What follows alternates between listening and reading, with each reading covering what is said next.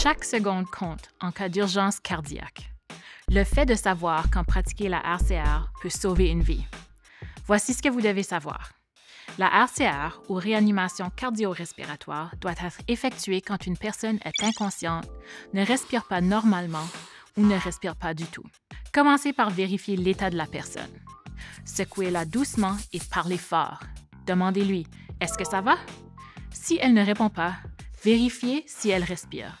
Observez sa poitrine, écoutez les bruits respiratoires et vérifiez si de l'air sort de sa bouche. Ne prenez pas plus de 5 à 10 secondes. Si la personne ne respire pas ou si elle manque d'air, vous devez agir rapidement. Appelez le 911 ou demandez à quelqu'un à proximité d'appeler.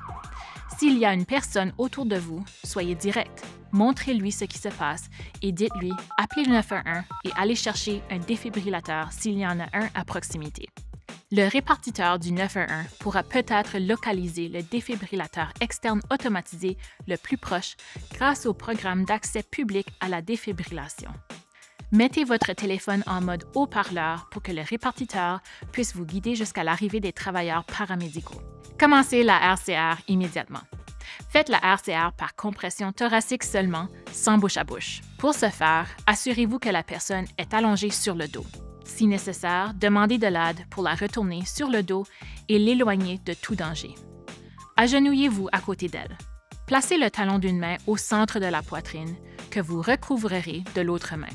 Entrelacez vos doigts. Gardez les bras tendus et placez vos épaules directement au-dessus de vos mains. Appuyez fort et rapidement, à une profondeur d'au moins 5 cm, à un rythme de 100 à 120 compressions par minute. Laissez la poitrine se soulever complètement entre les compressions. Si vous êtes accompagné, effectuez les compressions à tour de rôle. Changez toutes les 2 minutes, si possible, ou plus tôt si vous êtes fatigué. Essayez de changer rapidement et en douceur pour éviter les longues pauses. Si vous avez à votre disposition un défibrillateur externe automatisé, ou DEA, continuez la RCR pendant que quelqu'un d'autre met l'appareil en marche.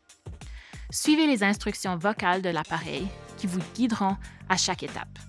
Les 4 étapes universelles de l'utilisation d'un DEA sont les suivantes. 1. Mettez en marche le DEA. 2. Appliquez les électrodes. 3. Laissez le DEA analyser le rythme cardiaque. 4.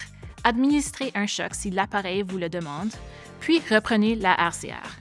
Ne touchez pas la personne pendant que le DEA analyse le rythme cardiaque ou administre un choc. Continuez jusqu'à l'une des 3 situations suivantes se produisent. La personne recommence à respirer normalement. Un DEA est prêt à être utilisé. Les secours arrivent et prennent la relève. N'ayez pas peur de mal faire.